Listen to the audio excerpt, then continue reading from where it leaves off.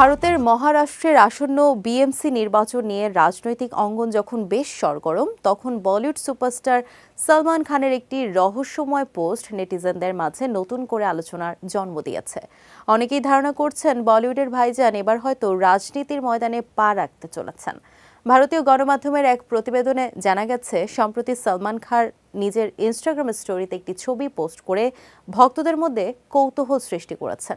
Animated ওই ছবিতে সালমানের মুখ দেখা না গেলেও তার হাতে থাকা বিখ্যাত নীল ব্রেসলেটটি সহজেই চেনা যায়। ছবিতে তাকে হাত জোর করে একজন রাজনীতিবিদদের মতো পোজ দিতে দেখা গেছে। ছবির ক্যাপশনে লেখা ছিল, দেখা হবে নতুন ময়দানে। এই পোস্টের পরপরই জল্পনা শুরু হয়, সালমান কি এবার রাজনীতিতে যোগ দিচ্ছেন? তবে ভক্তদের সেই কৌতূহল বেশিক্ষণ স্থায়ী হয়নি। জানা যায়, সালমানের এই রহস্যময় পোস্ট আসলে তার আসন্ন রিয়েলিটি শো বিগ বস 19-এর প্রচারণার অংশ।